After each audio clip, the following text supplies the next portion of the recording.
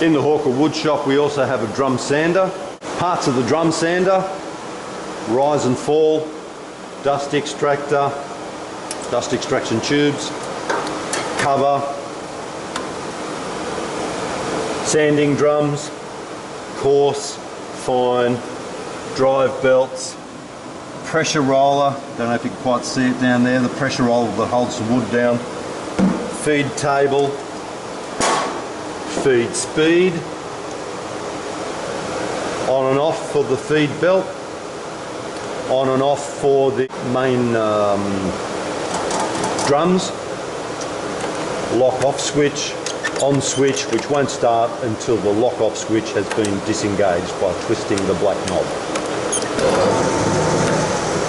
And also a lockout for when you're working on the machine so it can't accidentally be turned on.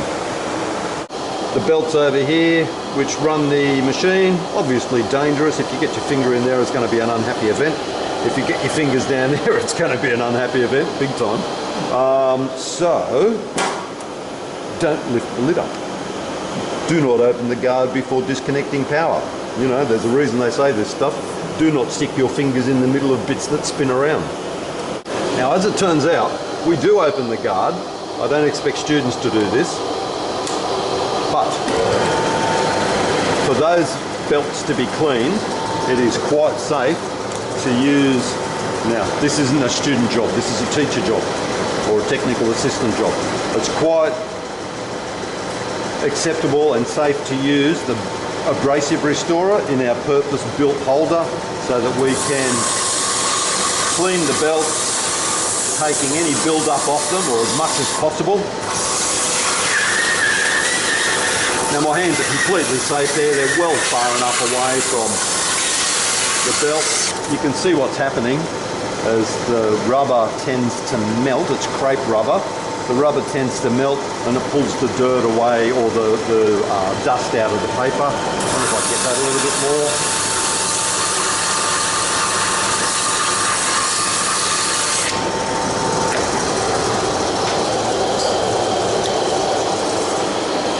That's about as clean as it's going to get.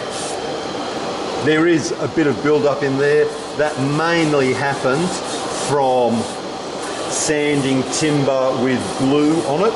The glue becomes soft as it goes under the roller and sticks into the paper, and then any wood dust that gets on top of that also sticks into the paper or attaches to the paper. And also sanding paint. So no paint, no glue, no metal. Metal will tear it. Safety equipment again with all machines. Safety equipment is eye protection and hearing protection. Sanding a piece of timber. This is rough sawn timber, bit of rough sawn pine with a knot in it. You can see it's quite coarse along the surface there. To make it a little bit more visual, you can put pencil lines across your piece of timber. Drop the table down, the in-feed table or the feed roller, feed belt. Drop it down until you can fit underneath. That's a little bit too much. Okay, so we've got it clear. Now at that point, we can wind it up until you just start to hear it touch. I missed it. I'll do that again. Better to wind it up slowly rather than to have the belt jam. So, once more, run it through. Little bit, little bit, little bit, little bit, little bit. Just starting to sand. We'll call that the zero position. So that's at nothing. It is touching it, but it's hardly taking off any timber at all. And you can see up, down, taking a little bit off there, virtually nothing else. So if that's the zero position, and you can see it has sanded a little bit, good way to tell is get the surface in the light, twist it sideways. You can clearly see the saw cuts. You can clearly see the sanding marks, saw cuts.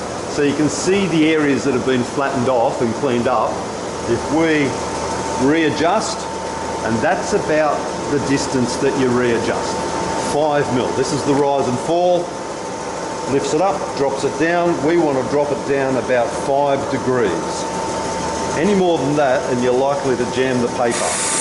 Now you can hear the paper's got a good uniform sound, a nice scratching sound, running through the first and the second paper, cleaning up the surface.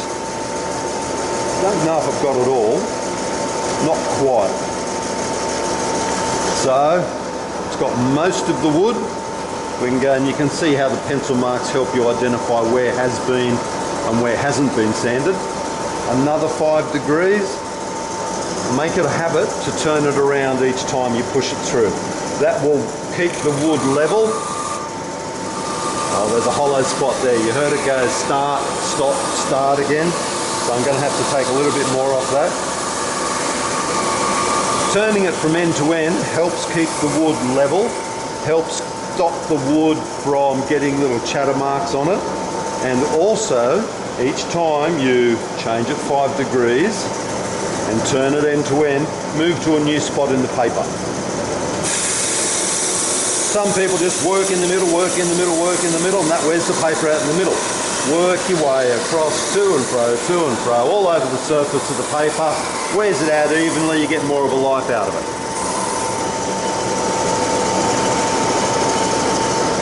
And that's pretty well cleaned up that edge. Catch it in the light again. Could use a tiny little bit more there, but I'm not going to bother because it's only a demo run. What I will do though is show you how you can run one piece of wood straight after another, underneath, wind it up. I'll go quicker so it catches it. Slow down there. Should hear it now. Just touching. So that's our 0 position. Rightio, from 0 it will go up 5 degrees. Poke it through. Sometimes you've got to give it a wiggle to get it under the in-feed roller. If you're doing lots of pieces, it's perfectly acceptable to run one straight after the other. That helps push it through. And that gives you time to walk around this end and pick it up before it falls off.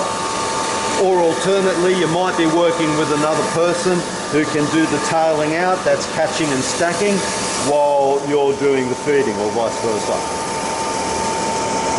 On very thin pieces of timber, sometimes it will get caught under there. If it gets caught under there, you're going to destroy the piece of wood. So you need to be aware that you might have to put your hand on top of it and help pull it out. And a great machine. Does a beautiful job on your project, provided you use it properly, and it saves you lots of time with sandpaper. Off, nothing else to do.